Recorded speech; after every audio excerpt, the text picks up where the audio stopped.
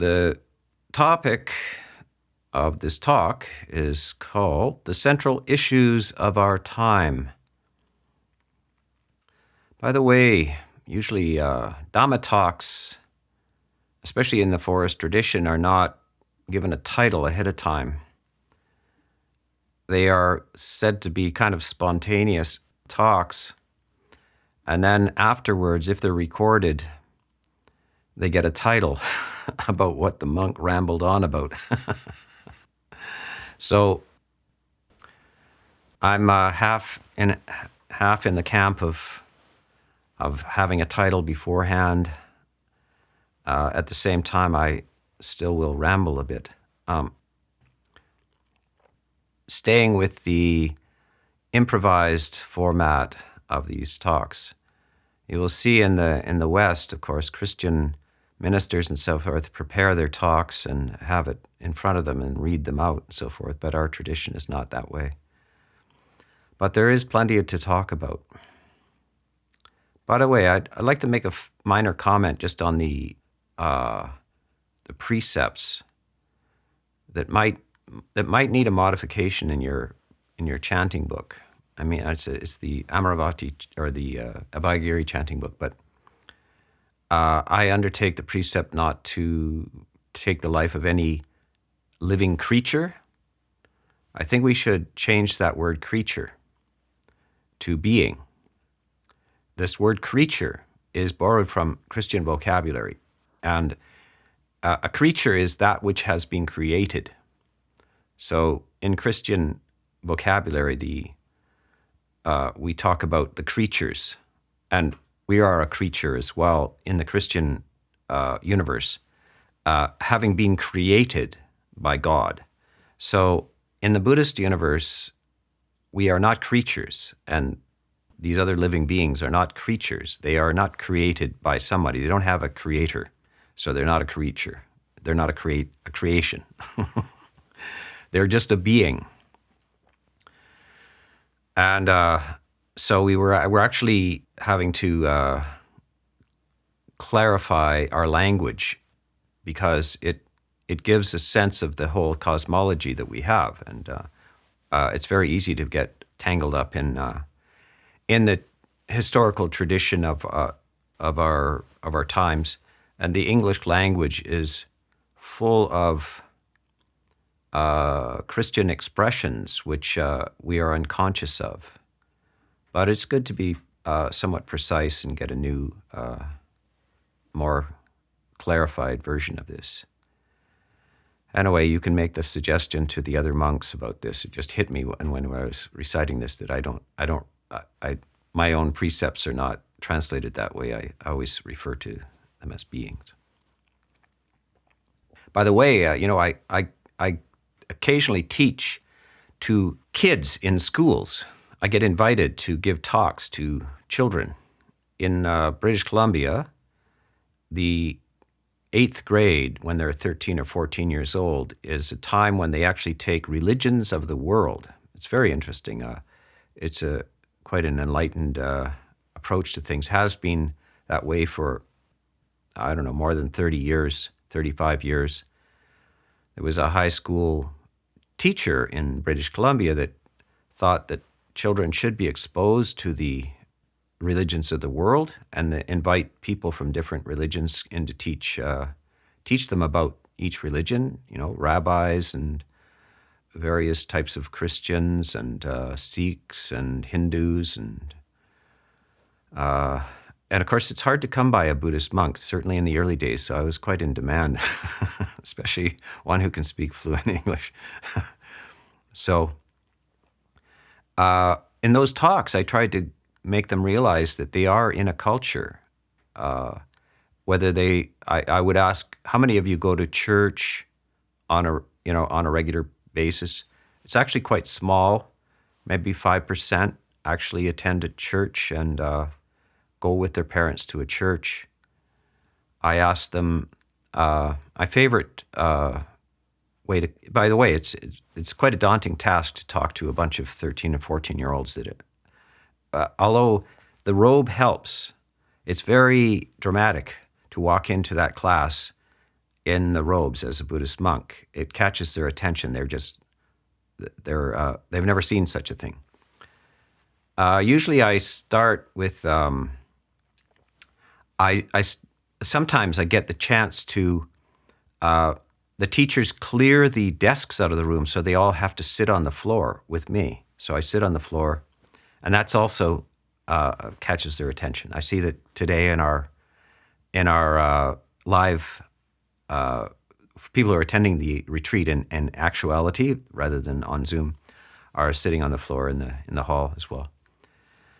So this is part of the stagecraft of this, and then I usually have my eyes closed and wait an uncomfortable amount of time in silence while they are now very intrigued and kind of whispering amongst themselves like, what's going on? What's going on? Finally, I open my eyes and I ask them, what year is this? And they are looking at me. What year is this? What's the guy from, doesn't know what year it is? I say, what year is it for you? And they say, well, 2020 or whatever it was.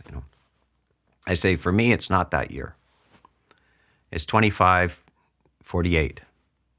And then they look strange, like, what is he, from the future? Then I ask them, why? Why is it 2548 for me?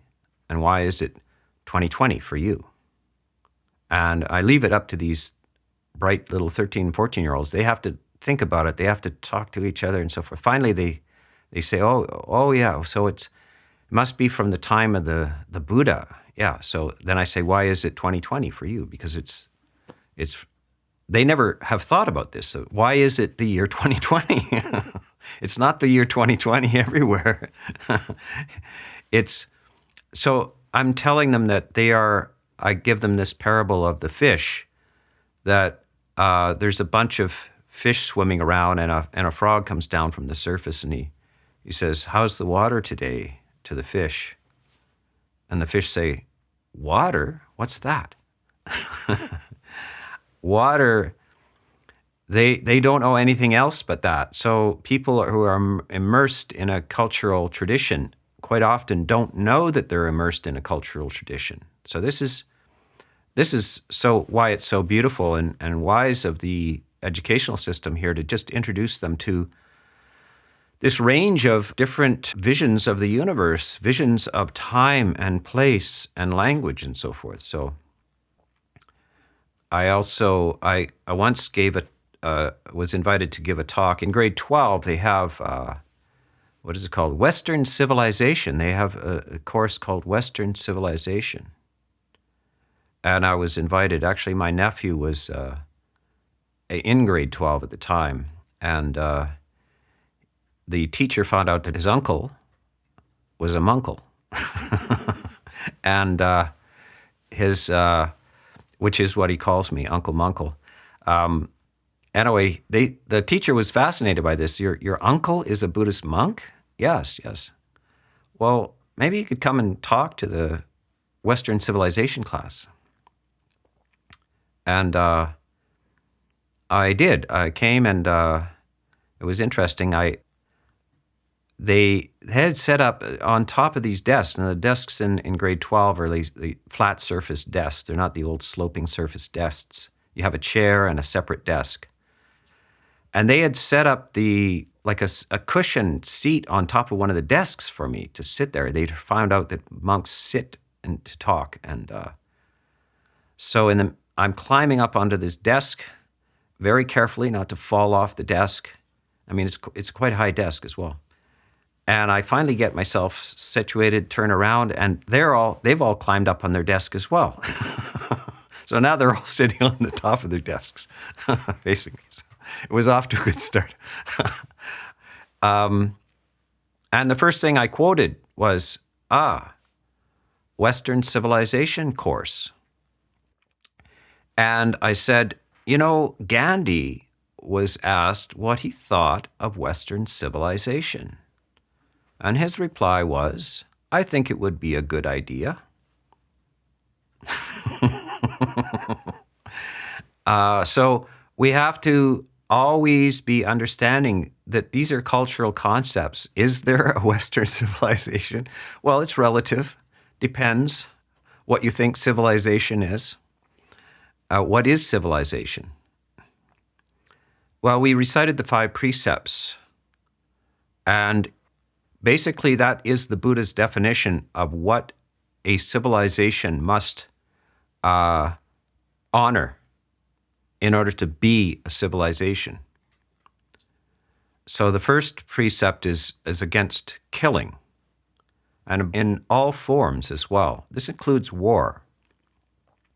Because if a civilization has a very laissez-faire, easygoing, for those who don't speak French, attitude to war, that they would go just if there's a sort of a economic dispute or a territorial dispute, a geographic argument over land areas, etc., or an insult to the government from another government, that they don't just automatically go to war. That it's not an easy thing. It's the last possible tactic.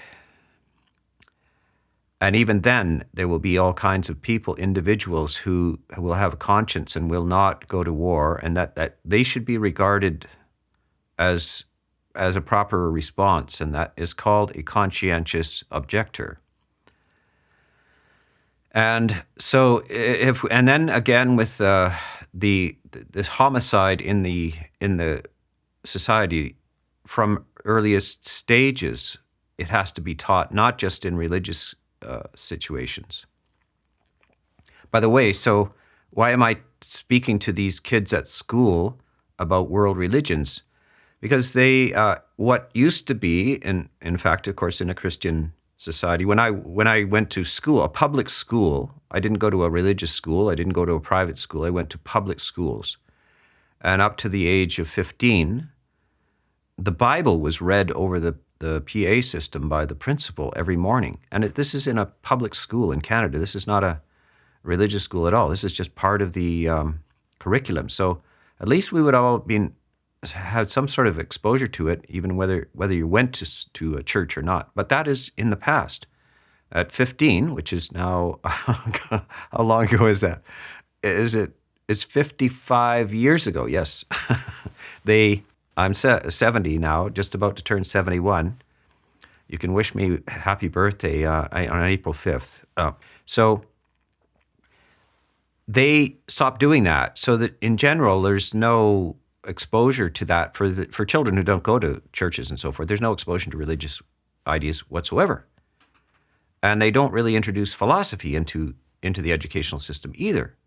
So guess what? There's a huge vacuum in the entire learning system and the moral system they're not enforcing any particular moral system. Laws still exist. There are laws, but many of the laws in the West are, of course, leftovers from Christian ideas as well.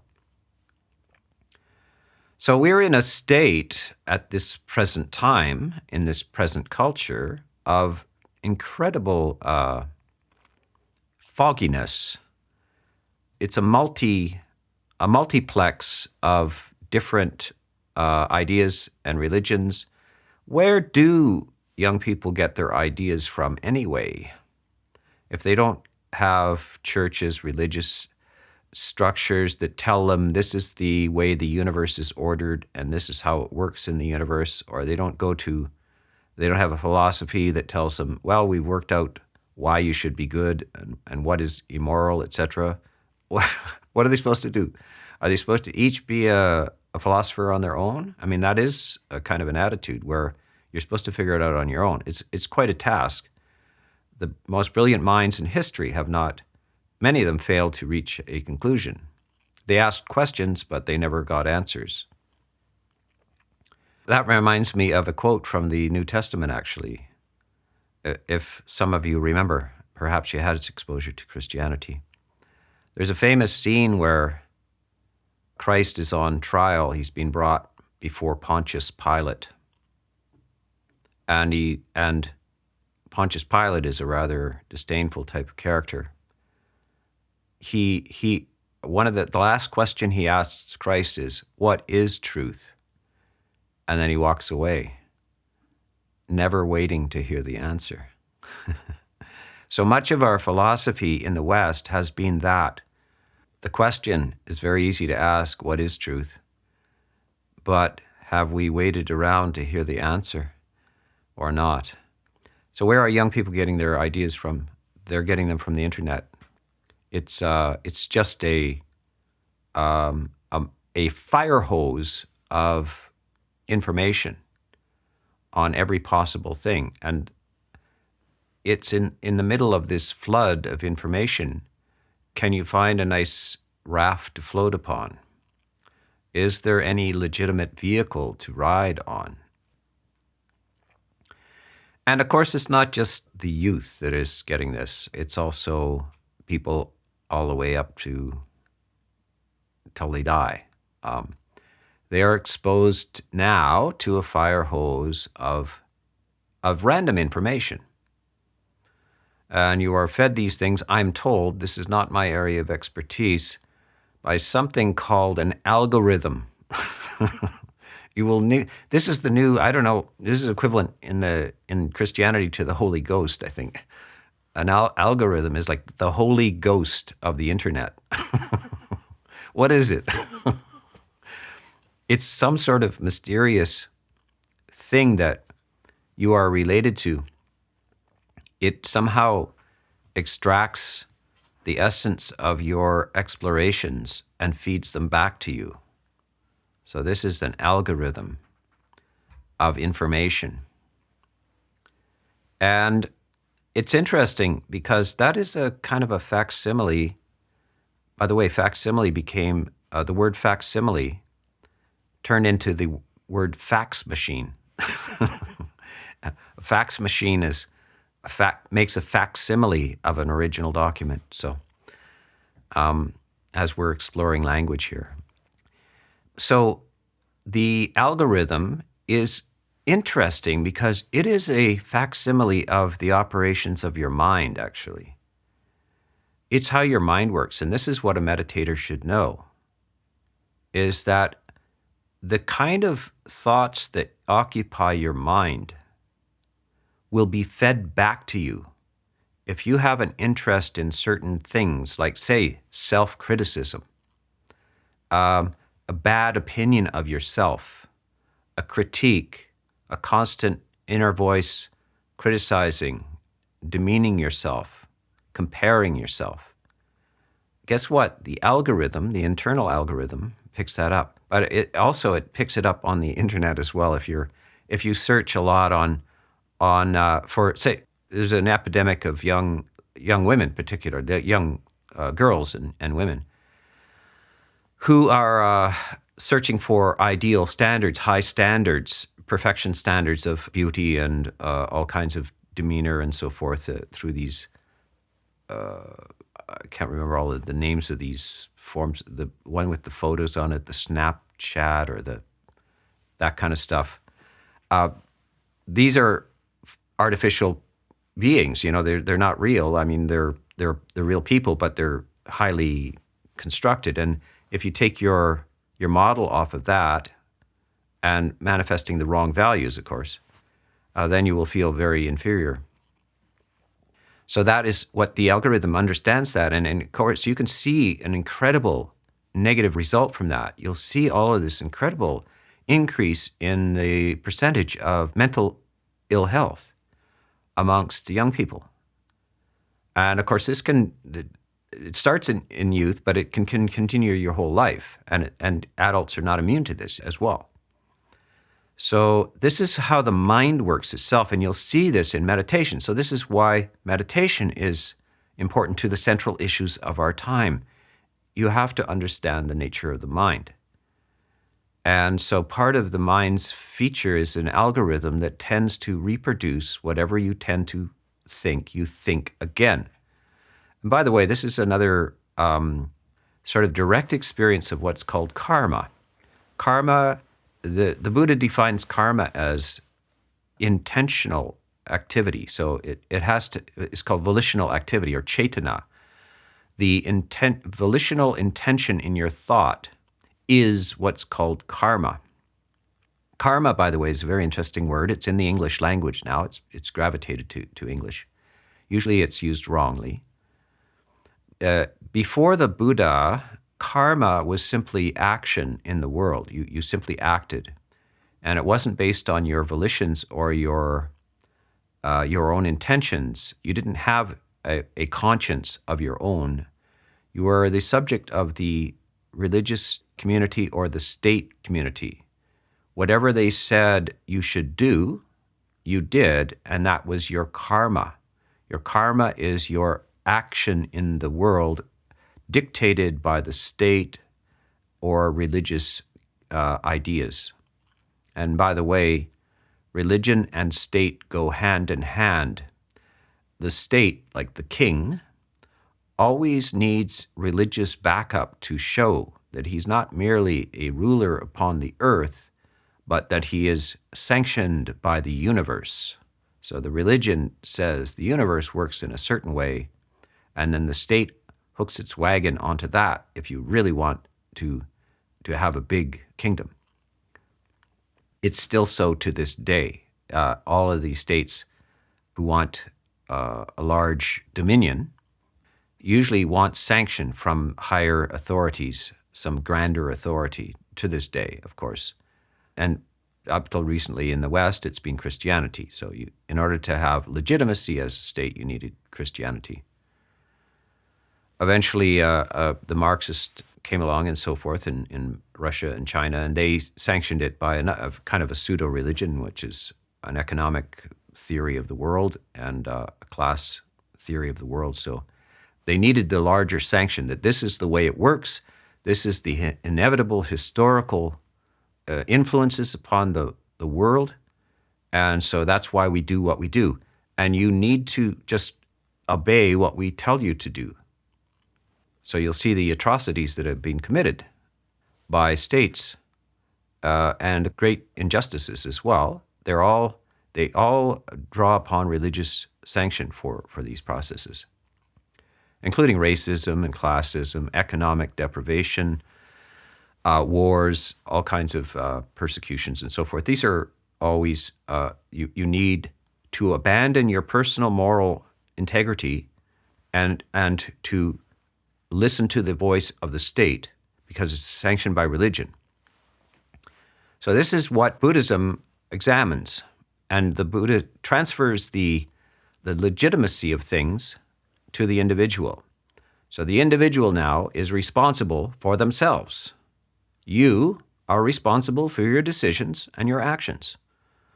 Your thoughts, your speech, and action are not something which is determined by the state or religious philosophies which contradict some essential truths which can be verified from within. So the essence of these precepts and these attitudes are embodied in the 5 precepts. It's not simply the non-killing, it's funded by non-ill will. Not only is it non-killing, it's the absence of ill will. And ill will is the root of this idea of killing. It's the ignoring of the fact that beings, not creatures, but beings, all evidently experience a concern of fear, of pain, injury, and death, down to a fly or even a mosquito. And that is, guess what? That's how you feel. So when we recognize that we are not individual beings, that we have an algorithm within us that says run away from pain, violence, and death, protect yourself, keep yourself from harm, keep yourself from death. This is not surprisingly built in universally into beings. And once we recognize that all the beings feel that way, that's called empathy and insight into the minds of others. Notably, there are people who do not have that insight. They are called psychopaths and sociopaths. They do not understand that other beings also tremble before violence and fear death. So this is the root of this, and you can confirm it in your own being. Now, how do you get feedback that this is correct, this is a truth? It is that if you find the secret door, which is not always open in the mind until in some people's minds they have not entered through that door, you will get rewarded as you enter through the door. What is that door that you open and enter into? That door is the feeling of compassion and loving kindness and sympathetic joy. These are the three doors which you will be highly rewarded throughout your entire neurological and bodily sympathetic nerve system. If you open the door to loving kindness, which is, of course, a recognition of yourself in others, the common quality, the recognition of yourself as other and other as yourself, you transcend your individual packaging. You are not an isolated being. You are now multiples of you are walking upon the earth. And when that system is opened, it showers throughout your system as a delicious experience. Those who have opened that door never want to close that door. Sometimes they accidentally do close the door. If they neglect it and it swings shut because they have been preoccupied with something else, or some aspect of them, such as greed or hostility, comes in, the door swings shut. And suddenly they feel differently. They no longer have access to this most delicious of all of the possible foods in the world. The Buddha gives this simile, actually, loving kindness. He said, one squirt of loving kindness. A squirt is like a squirt of milk from the cow's udder.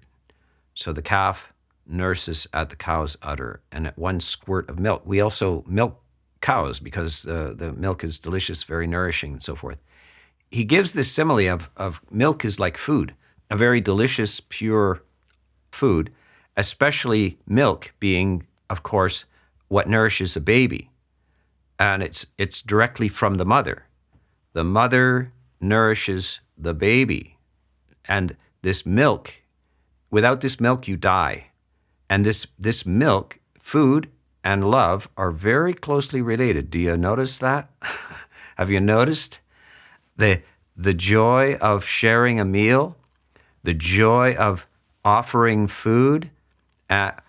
Even the youngest child loves to feed a cat, feed a dog. They offer a cookie to somebody. It's just because it's the same thing. If you don't have that nourishment, you die. It's the one thing the Buddha says. No food, no life. The food is the one thing. And by the way, this is a good teaching to children, where I was talking about teaching young children in school and so forth. But even younger than that, you can offer them this puzzle question. The Buddha said there's one thing. What is the one thing, kids? And they try to guess what the one thing is. Eventually you say, it's food. All beings need food, whether it's the mosquito, whether it's the elephant, whether it's the little green men coming on the spaceship. They will need food. I hope they packed a lunch, because they will need food. And so no beings survive without that food, so all beings need food. And when you provide that, it's an act of kindness and love. So this is also the doors, these secret doors that are hidden in the mind, the algorithm of the mind. If they once they're discovered and swing open, then this idea of killing, of stealing, of sexual misconduct, of lying, and of intoxicants goes away. It's very interesting when you look at that fifth precept, intoxicants. As you probably know, if you've been watching the internet, or the television or the newspapers.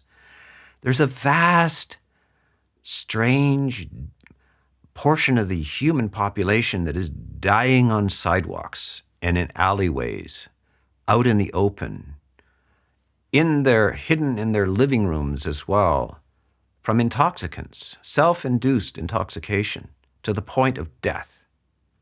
What is going on there? Why are these people, why are they taking these drugs to the point they will sacrifice their life for it?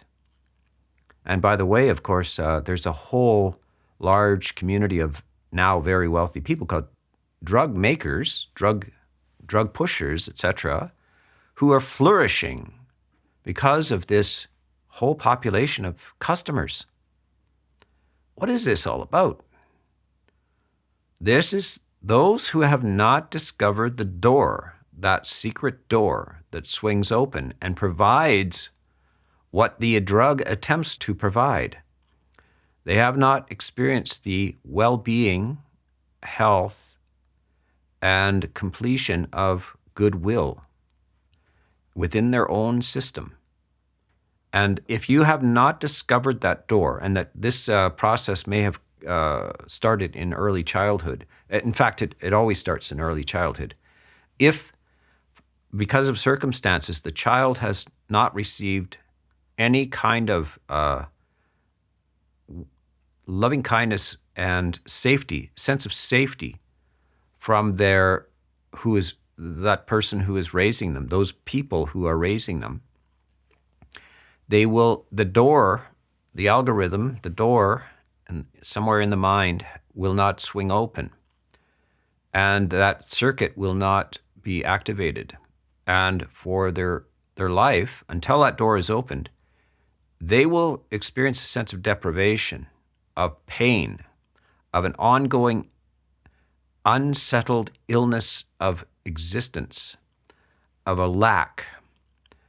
And what these drugs do is give us sort of a pseudo-emulation of this feeling of safety and goodwill. Because basically what is this, we call this the practice of metta, meaning the practice of loving kindness. We could say loving kindness, but the word metta has a root.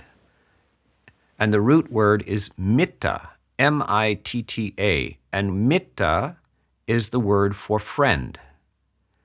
And so what it is a feeling of friendship. And what is the feeling of friendship? Why do we love friendship? Why do we love our friends? Why do we love it when we're with them? Why do we feel friendly when we're with our friends? It's because we feel safe with them. And safe means you're not threatened with violence and death and deprivation. So you feel that you won't be harmed. This is the law of the universe, which doesn't require a religion to confirm. You can confirm it within yourself. If the being does not discover this, how to feel safe, they will feel, guess what, class? Tell me what they will feel if they don't feel safe. They will feel unsafe. And the feeling of lack of safety will not reveal to them the most valuable of these emotions. And so they will go through life not recognizing it in themselves. And of course, if they don't feel safe and don't know what safety is, they will easily injure themselves. In fact, they will have a tendency to injure themselves. They will do self-destructive things. They will think self-destructive thoughts. So negative thoughts, critical thoughts, internal anger. They will say, it will come out in their speech and in their actions. And they will also do this towards others as well. It's a matter of proportions. But usually if there's ill will towards oneself or lack of sense of safety, of friendliness towards oneself, then you will also radiate a lack of friendliness to others, which is also what we would call anger or hostility to others. The drug gives a hint.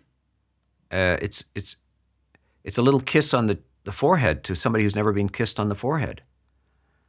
And so that's the root of this. And so we see that these precepts are incredible if you unpack them.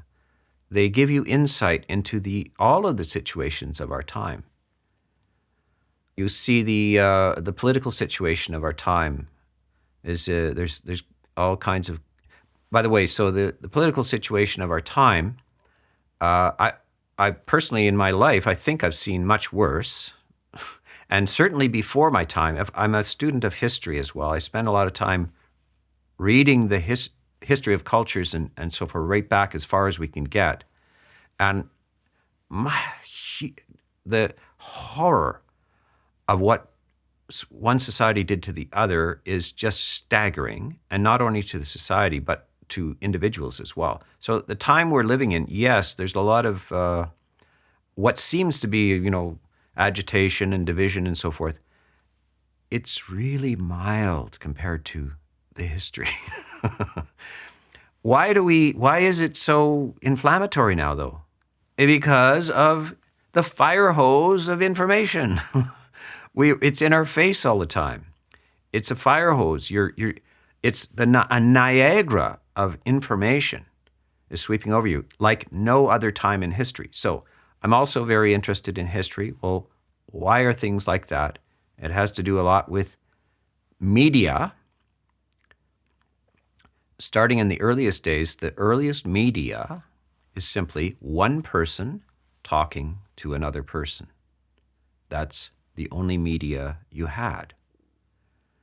So you had limited access to information depending on who you were with. If they knew certain things, then you got to know certain things. But if they didn't know certain things, you couldn't know those things either. And then a remarkable thing happened. A remarkable thing happened, actually. Writing. And that's not very old. Somewhere just before the time of the Buddha, writing happened. And suddenly, the access to knowledge vastly increased. You could preserve ideas. You could systematically write them down precisely. Not in the way, as I'm speaking now, I'm speaking off the top of my head. So I have to access some body of knowledge that I've remembered and so forth. But with writing, if I was a professor, I would be reading this talk, and I could be much more precise in this talk, highly organized, precise. Writing changed everything. But it also has another side to it. What do you pay attention to when you have an ocean of knowledge, an ocean of opinions and facts and so forth? Which one do you spend time with? Which one do you believe? So it has another effect.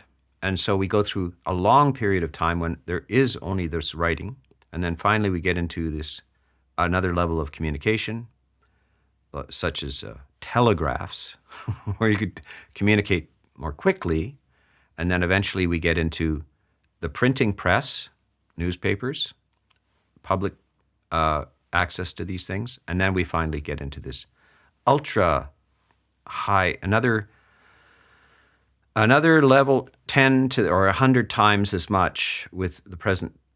So this affects everything.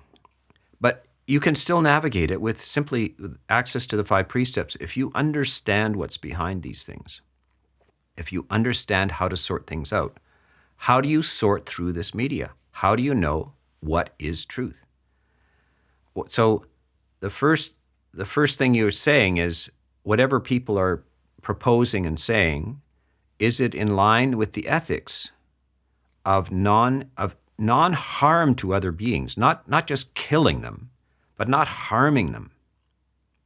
Whatever the grand idea that a person has, you got to ask, wait a sec, is this harmful to other beings? It's not whether it's going to improve the economy or get me more money and everything.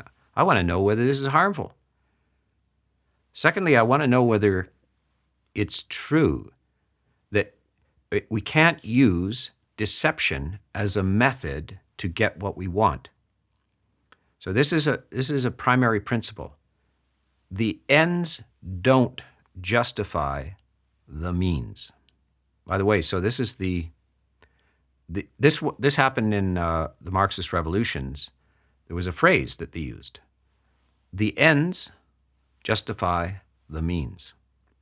The end is a state of perfect society, etc. So if we have to murder 10 million people, it's all right because we're going to a pristine type of society.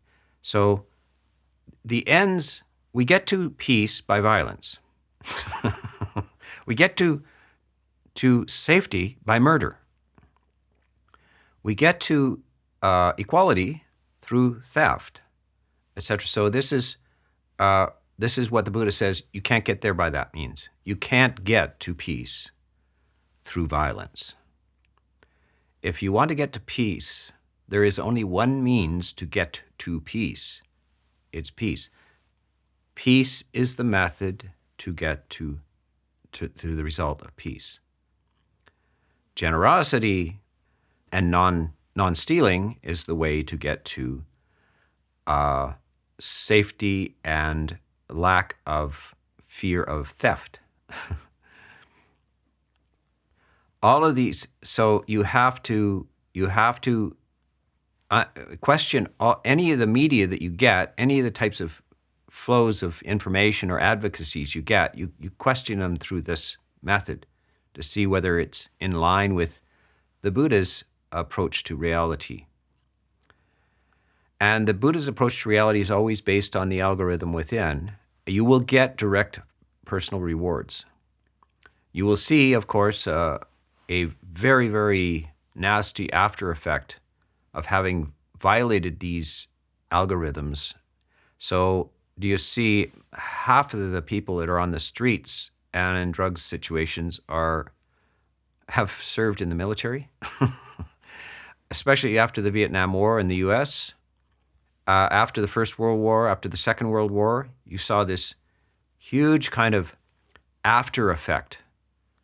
The kind of activities that the state ordered you to do violated your internal algorithm, and you paid the consequences for the rest of your life quite often.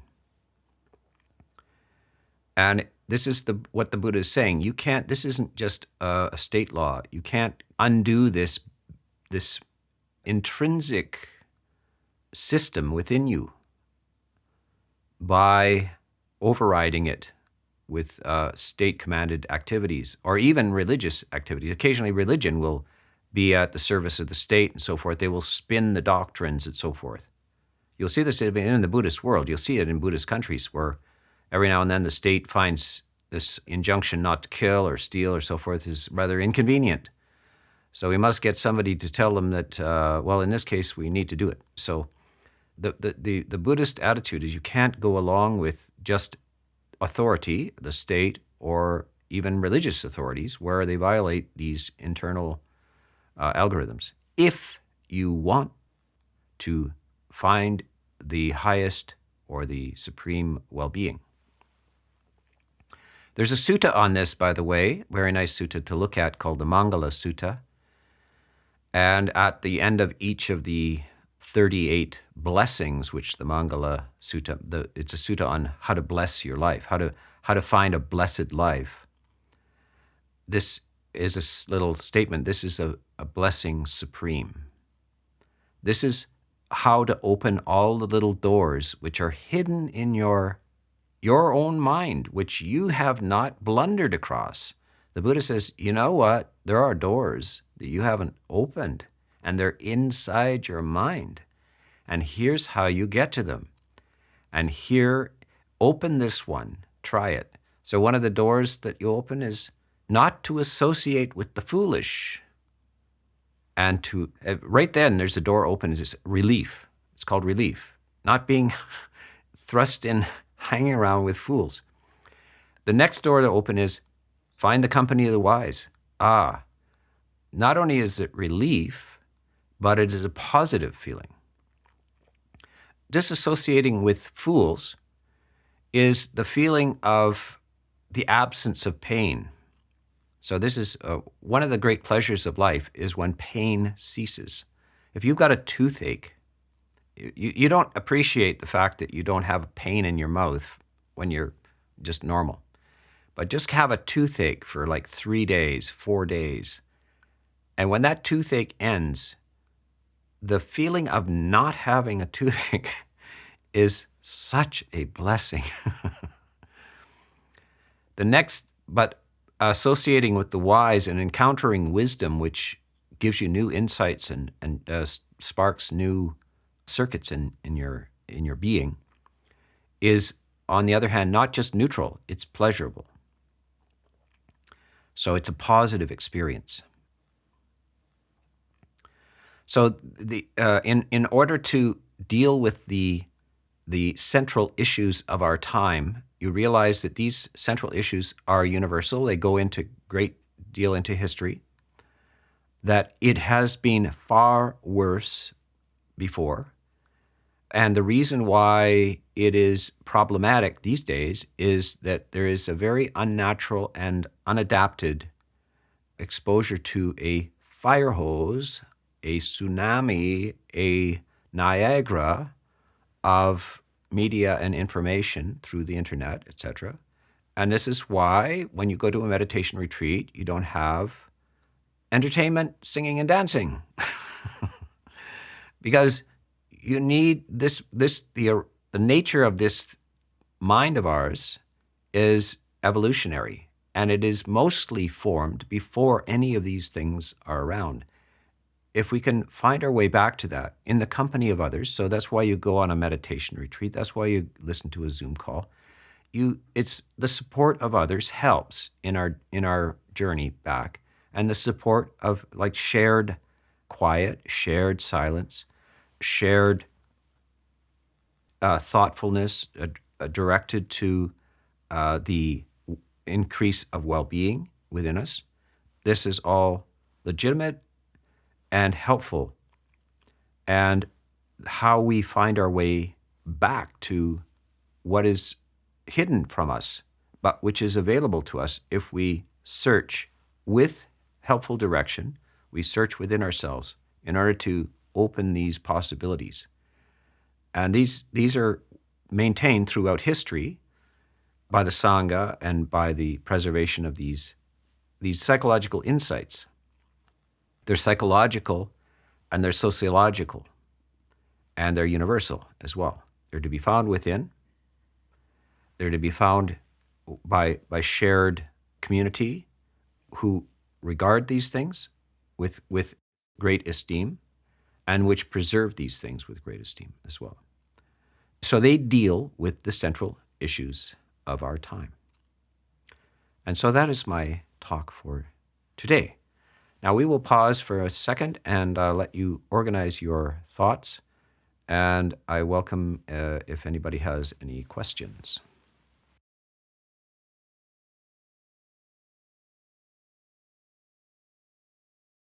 Thank you for your talk, Ajahn. I was curious if you had advice on the appropriate amount of information to take in, the news and so forth. Is there um, a way to strike the balance between being informed and being sort of up to date with current events and protecting your mind and your siva? Yes, and a very good question as well. And it's almost the real sort of dominant question of our times. It's like, how do you inform yourself without going crazy, without injuring yourself on a fire hose? How do you drink out of a fire hose without scraping away half your face? Well, the first thing, when you question these things, especially the political stuff, quite often people focus on what the how this will benefit themselves, or what this policy will do for the country, or etc.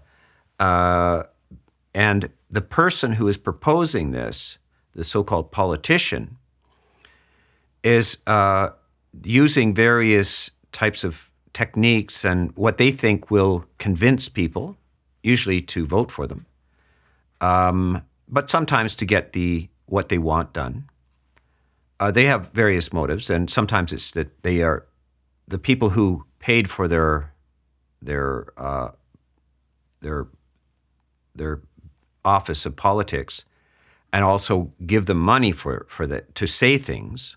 So that's one of the motives, etc. So how do you look through this? How do you sort this out? The first question you ask is, do they think it's okay to lie or exaggerate in the service of the policy? And if that's the case, then that person is unworthy. So who is worthy, by the way? What would the Buddha say is a worthy, a person who has power in the government or in the state, or is elected to any office? What are the standards that the Buddha would say should be observed for one who you would want in there? And guess what? It's the same standard as for yourself. It's, do they advocate killing, stealing, sexual misconduct, lying, intoxicants, and do they do any of those things in their personal life? The second level of it is that do they have an element of reserve and somewhat austerity in their life? Are they an indulger? Are they one who is always seeking luxury, indulgence in the senses? Then these are not what we would call the high level of human development. And they're not trustworthy in any of these conditions of power. That's not who should be there. Sometimes you don't have any choice. These are processes and state things that are completely out of your control or command, etc. But when you're choosing these, you don't choose them on the basis of their policies about, well, I'm going to fix the manufacturing sector of the economy, etc. With Marxism, it was, we're going to undo the class structures. We're going to elevate the working class, etc. That's not the question you should be asking about whether you should have some person leading this. You should be asking, how do you speak and how do you act?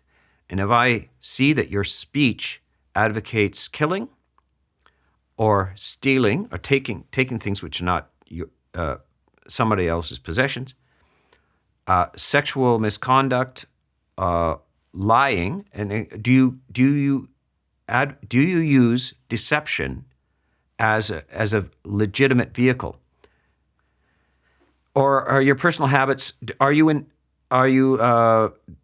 intoxicated? Do you use intoxicants and think it's okay?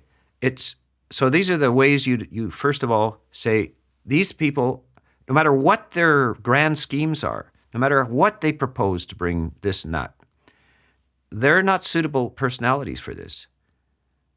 It's not okay. That's the first thing. It just wipes a huge number of decisions made. It's not about the policy. It's about what is the integrity and virtue of this individual. After that, then there are policies. So the Buddha does propose what a person in power should do for others. And not surprising, they should be compassionate. They should take care of the poor.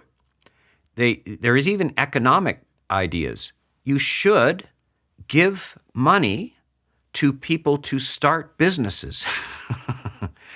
You should lend money. The state should lend money to individuals to get forms of livelihood going.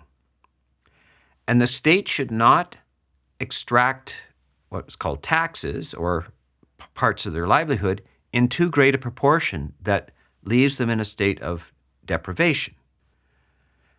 Secondly, the king or the person in power should personally listen to people's situations, because the complexity of people's lives, if you're a farmer and you know about which kind of grain grows well and how the situation has changed, the state may not know that. You need representation from people, and you need to listen to them. So you don't have this blank bureaucracy that just makes arbitrary decisions. You have a responsive thing. So this is kind of like an ideal family where the person in power is actually concerned as if you were their own child with your well-being, etc., and the kind of sacrifices that people make for these things. So it's holding people up to a standard of virtue. Do they have compassion, etc.? And if they don't have these things, then no matter what their wonderful plans are and so forth, they're not really, you're going to run into trouble later on. There's going to be problems. Whatever they say and promise is not in line with their actual character. So that's how we sort out. So what you look for in who gives you the news and who gives you the attitudes is those people who in their personal lives show integrity and virtue. And that's the first thing. And then you restrict. You're not going to read the Encyclopedia Britannica. You need to focus on a certain amount of information, and beyond that, it reverses itself. It becomes unwieldy and unhelpful. So you decide this, by the way, not when you're in a mood of restlessness or randomly going through. You decide this in your most lucid moments, what you will watch and what you will not. Write it down in a book. When you will watch it and when you will not watch it.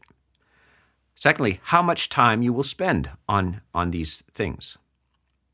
And then you'll have to put them in order of priorities, because quite often people waste their time with this. They should be looking after their kids or taking their kid out to for a walk or something like this, or paying attention to other people in their family, or etc. So you got to say, what are my priorities here? Who comes first? Secondly, who is virtuous? Who has integrity in their personal lives? And then how much time do I have for these issues? And this needs to be done not spontaneously, randomly at 1 a.m. It's an organized structure. So you don't do that. You select and determine, not in the moment, but in a separate time, you write down how much time you have for this. And that's your discipline. That's your structure. We all need discipline and structures in our lives. And this is a new thing. This giant fire hose is a new thing. So you need to apply discipline and structure. Voila. Yeah.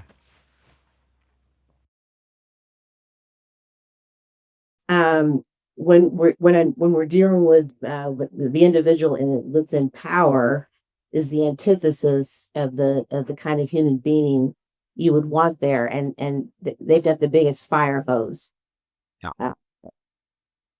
You want to know what's going on, but it's pretty frightening, and it's very difficult.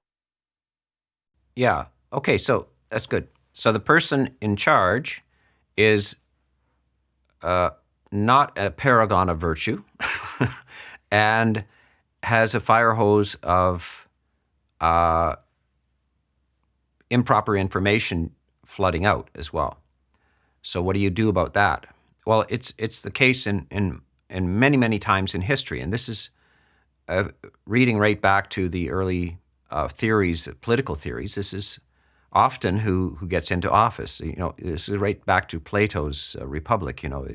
The person, rhetoric, this idea of rhetoric, that it's stagecraft and slogans and etc. that usually win these elections, and that logic and cool reason often do not.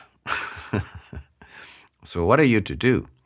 Well, first of all, you realize that your personal response to this is it's not helpful for you to be angry about it, to want to exaggerate their faults either. So you can't rely on exaggeration, rhetoric, or emotional distress. So it's the opposite of what you feel like doing. You want to rage against this. You want to feel emotionally justified in your hostility towards this, as anger towards this.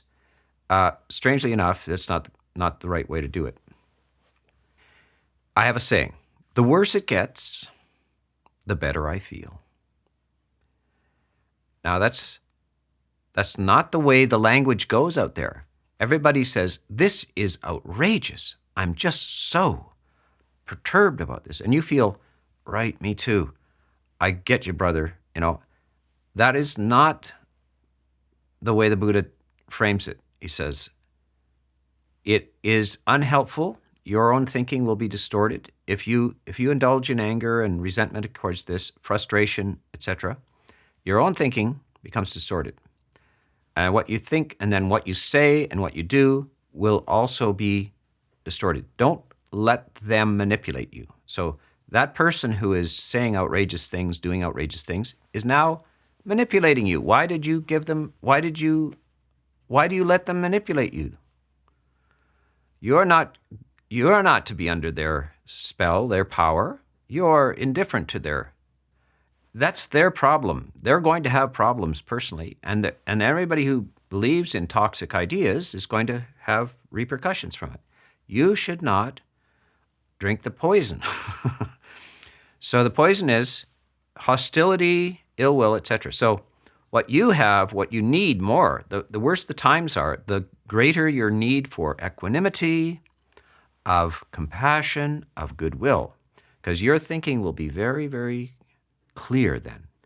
There's no better thought, no better thinking than that which is motivated by goodwill.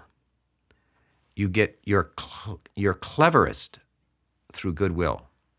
You're most lucid through equanimity. And if you want good solutions, clever solutions, effective solutions, you must not rely on anger. Anger is a fuel which gets things done, but it burns out the motors. Loving kindness, now think about raising a child. You could, and notice that people's autobiographies, they have bad childhoods where the parent was a tyrant, was cruel to them, etc., and made them do things. And some of them end up being very talented, very genius, etc.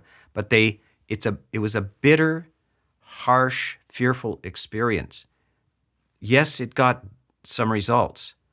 But the fuel that got that result was bad. It burnt things out. Then you go to a family that is loving and playful and humorous, and you will see beautiful results from that as well. And no engines got burnt out in the process. So people don't know. They think they need the fuel of outrage, anger, frustration to get something done here. Something needs to be done, so we must be angry. No, that anger might get stuff done, but it will burn out your engine, and it's not necessary. Good thinking, good action, good speech, which is very effective, can get things done, but you refuse to burn out your own engine in response to somebody else who is burning out their engine. So that is the first thing, is always, all these, whatever you hear, whatever the situation is, whether the frustrating power grab of somebody who's out of their mind, you refuse to participate in that insanity. It doesn't mean that you're going to do nothing. That's how people interpret it. It means, oh, you're just going to sit there and watch your navel, You're going to breathe, just watch your nose, No, nobody said that. Said that the most creative thing you can do, the most thoughtful thing you can do, is motivated by the best of emotions. Loving kindness, friendliness, equanimity, clarity. These are wonderful, very creative. You get the best results from those things. So the worse it gets, the better I feel. Yeah. Next question. I was wondering when you mentioned about compared algorithms, computer algorithms with our thoughts or intuition, I was thinking about positive affirmations. I come more from I grew up as a Catholic, not practitioner much, but and now I'm practicing yoga and Hinduism, and we use a lot of positive affirmations. What do you think when we do affirmations, where like are they effective as like a way of program ourselves, like you said, that it will attract what we're in this case affirming? Let's say I'm healthy, I'm well, I'm peaceful. And in the same way, when we're praying, are we also is the same effect as spreading loving kindness, kind of in the Buddhist teachings? And did Buddha say anything about positive affirmations? Thank you. Yes. So the nature of the affirmation, though, is it's not I am well. It's may I be well. Because we're not always well. We can't say I'm well if we're not well. But we can say, may I be well, happy, peaceful. May no harm come to me, no difficulties come to me. May I always meet with success. May I also have patience, courage, understanding, and determination to meet and overcome the inevitable difficulties, problems, and failures of life. So it's realistic. This is what we wish for ourselves. But we are realistic in expecting that we can't just believe that because we want something, it will happen. Why does it? All people want. They all want to win the lottery. How come they don't all win? They say, they believe, they hope, etc., but they don't all win, because that's not the way the universe works. They say, the Buddha says that there's karma involved, that because of certain positive actions in the past, certain positive results appear. And if those causes are not there, then the results cannot appear, and no amount of just saying it will make it appear. It's doing it. So how should you improve your future and present? Well, generosity, through generosity, and the more skillful the emotion of generosity is. So if you want good things to come to you, you give good things out. And the generosity can be in the form of material things, can be in the form of food, sharing food. It can be in the form of gifts that other people is timely and helpful to other people. And then, of course, speech. So giving helpful advice or positive affirmations to others, like I love you, or things like that. These are all, or I think you should go and take training at the university. This might help your situation, etc. These are all gifts, generosity, and maybe you give the gift of your time. So this is how the universe responds to that. It doesn't respond to undeserved requests. It is not undeserved gifts. By the way, I remember at the beginning of all this, I said we shouldn't use the word creature in the precept, not to kill living creatures, because we're not creatures, we're beings. There's another word that we should not use, and that is a gifted child. So a gifted person. meaning a talented person or a prodigy. That's assuming that God gives you an undeserved gift. But from a Buddhist point of view, that is not the case. No, God is not giving you a gift which is undeserved. Things are arriving and emerging in your life because of past causes which have been put in. And thank God it is the case.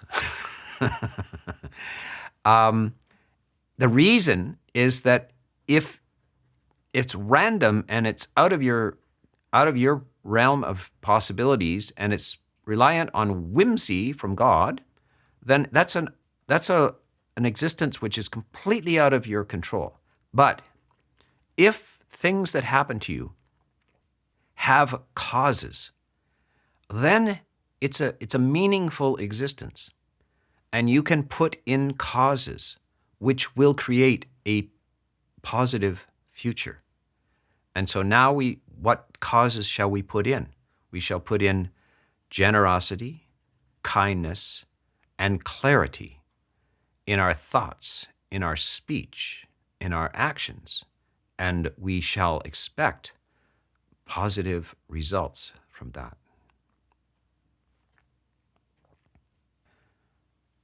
Okay, shall we go on to the next question? Yeah.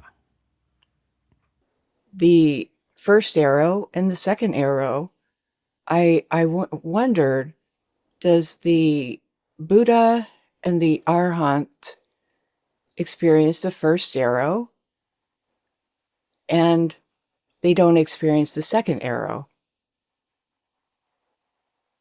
Yes. Okay, so for those who are not familiar with this is the first arrow. The Buddha has a story. A man is struck with a arrow and does a strange thing. Although the arrow is very painful, he takes another arrow and sticks it in. And he says to the monks, is this sensible? Or should he have left just the first arrow and dealt with getting that out rather than sticking a second arrow in? So the first arrow is physical pain due to illness or accident or various things that happen to the body. And the second arrow is emotional, our sorrow, our fear, our anxiety, our resentment, our anger at the experience of illness or pain. And he says, look, you've already got physical pain. Don't add to it through the psychological pain. And it is the nature of so she said, arahant, which means a fully enlightened person, and a Buddha, who is fully enlightened. Do they not put the second arrow in, the one which is sadness, fear, anxiety, anger, etc., at physical pain or illness? Do they not stick a second arrow in? And the answer is they do not stick the second arrow in. They remain psychologically at ease. They may even be in joy. Even when they're sick, they may have joy, emotional joy, or they may have serenity. And they do not add further pain, emotional pain, to their physical distress. The body, they do feel pain. The Buddha said he felt pain, physical pain, but not emotional. He doesn't add to it with emotional pain. In a sense, as I said before, the worse it gets, the better I feel. So it does make more sense that even if you're in pain, you have a sore shoulder or something like that, or some sort of illness or something, wouldn't it be better if you had a emotional well-being? Much better. And then you still have the pain, but you have emotional well-being. By the way, the emotional well-being often reduces the intensity of the pain.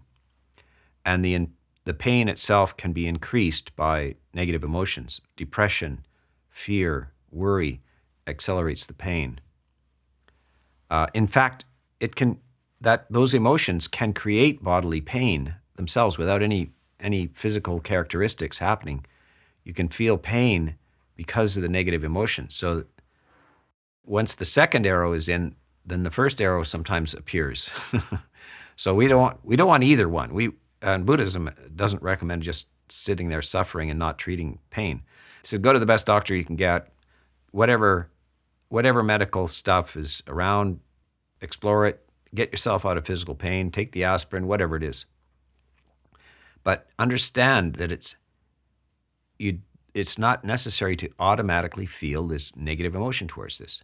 And it's the same with the political situation. It's bad, you're not, you're well.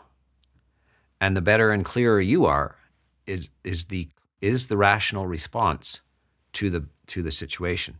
So the lighter and less worried you are, and this means for terminal illness, this means for stage 4 cancer, it is not the time to be depressed. It is not the time to be any of that stuff. Nothing strange is happening. Bodies get ill. It's just natural. They die. What's the news? However, the only thing you have a choice about is how you feel. So you must insist that it's not a problem. It's not a reason for why I feel fearful or distressed or anxious or depressed. I refuse to do that. It's a dumb move. Yeah. Thank you, Ajahn. I think this talk is right at the perfect time for everyone. Something that I've been contemplating is creating the environment for reconciliation, because I know that deception and lies is the tool of our times, and everyone's susceptible to being misled. We can just take weeks on end, months on end, years on end, and we see new information coming out. There's historically institutions that have betrayed, but the people are left with the remnants of being misled. For those that practice and for those that don't practice, how do we come together if we've been put at odds and then have a reconciliation? What is our role in reconciliation? Yeah, reconciliation is, I think one has to say it's a good idea if you get benefits from it. Why would you do it if you don't benefit from it? So then you have to ask or explain to yourself and to others the benefits of reconciliation. And it's for your own sake. It's to unburden yourself from the sense of resentment and guilt. So there's two sides to it. Resentment is on the part of the injured party. So types of aggression in history, we come into North America and displace an entire nation and culture. They might feel resentful about that. So, I mean, and it happens on individual places. The state comes in and just takes your place away and, widens the road or something like that. And you're resentful. And then later on, the aggressor also thinks in retrospect, geez, we shouldn't have done that. That was cruel of us. And they feel guilty. And so both of them have negative emotions. And we have to ask both of them, would you rather feel that negativity, that pain? Is it useful? Is it helpful? Is it beneficial? Or would you like to be free of that? So most people would say, I'd like to be free of that pain. So then we say to the ones who are resentful, we say, well, then you have to let go of that resentment and decide to live in peace. And the Buddha has this beautiful stanza in the Dhammapada. He beat me, he abused me, he threw me down and robbed me.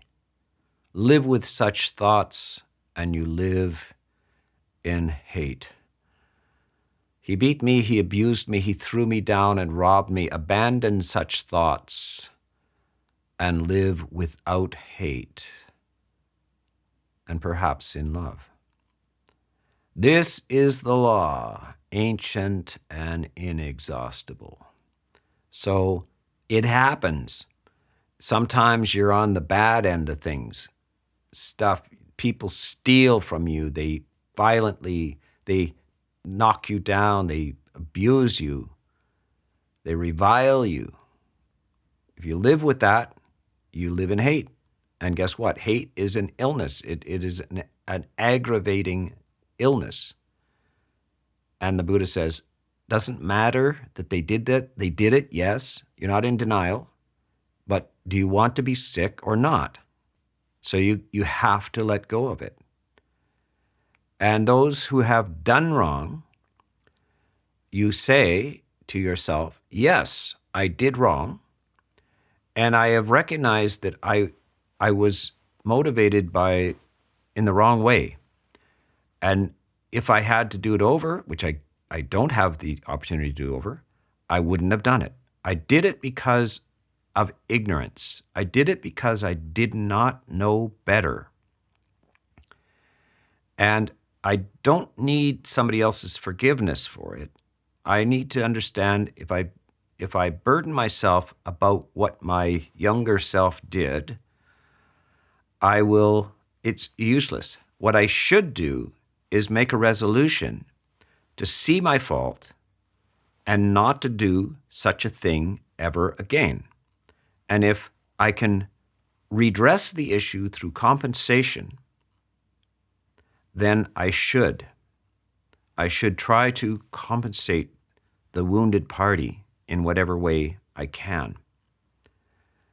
But to dwell drive myself into drink over regrets and so forth is not skillful. It's to recognize that humans are ignorant and they do things that are very unskillful because they don't know any better. And when you know better, then you do positive things to redress the situation, and then you feel better. And the person who has been is the losing party, has been the loser in the both of you are losers. You both lost your well-being. So what you're both seeking is a return to your well-being, and having learned the lesson, and being committed to not doing it again, and not inflicting negative emotion on yourself. And so that's how the situation should be explained, is that we want a win-win situation here. Everybody wants to come out a winner this time.